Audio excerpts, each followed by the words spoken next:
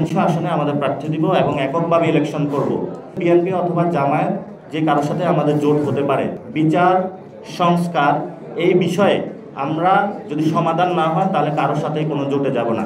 আমাদের এই কার্যক্রম বাছাই প্রক্রিয়াটা 13 তারিখ পর্যন্ত চলবে, আমরা ওপেন রাখবো এবং 15 তারিখে আমরা প্রাথমিক যে তালিকা সেটা প্রকাশ করব। আপাতত আমাদের জাতীয় নাগরিক পার্টির ইচ্ছা এবং আমাদের যে পার্টির সিদ্ধান্ত, এটা আহ্বায়ক মহোদয় পরিষ্কার করেছেন আমাদের পার্টির পক্ষ থেকে যে আমরা 300 আসনে আমাদের প্রার্থী দিব এবং এককভাবে ইলেকশন করব।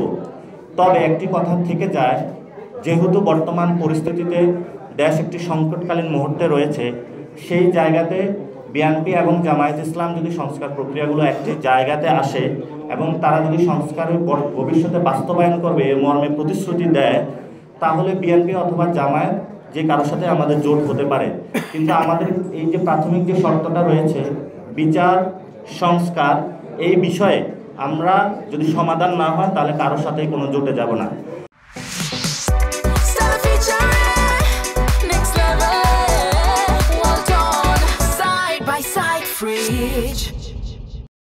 আর 2024-এর পরে এর পূর্বে যে ধরনের হলো 4 দলীয় জোট, মহাজোট, এটা এবার হলো কাজ করবে না। আপনারা জানেন প্রত্যেকটা পার্টি তার নিজস্ব প্রতীকে হলো নির্বাচন করতে হবে।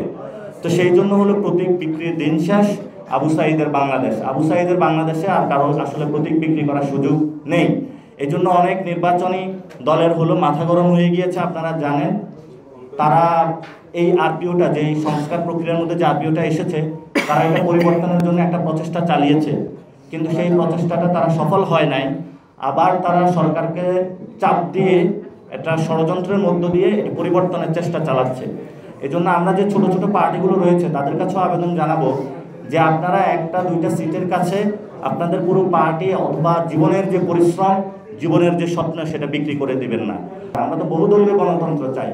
বহুদলীয় গণতন্ত্রের প্রাথমিক শর্ত হলো প্রত্যেক ব্যক্তি অথবা প্রত্যেক পার্টি তার নিজস্ব প্রতীকে ইলেকশন করতে হবে। বহুদলীয় গণতন্ত্রের অন্যতম শর্ত হলো কেউ চাঁদাবাজি সন্ত্রাসীদেরকে মনোনয়ন দিবে না। বহুদলীয় গণতন্ত্রের সৌন্দর্য হলো যে কেউ সংস্কার প্রক্রিয়ার বিরোধিতা করবে না।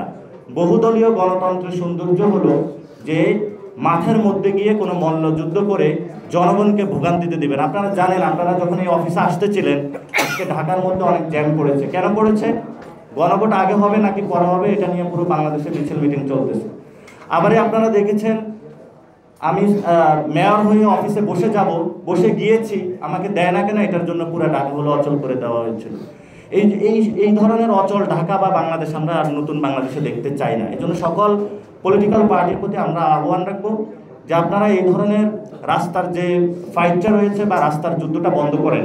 আপনাদের সামনে তো সুযোগ রয়েছে, আপনারা অফিসে আলোচনা করতে পারেন, ব্যবসা বাণিজ্য একসাথে করতে পারেন, নিজেদের ছেলে মেয়েকে একসাথে বিয়ে দিতে পারেন, বিয়ের অনুষ্ঠানে আমরা একসাথে দেখি।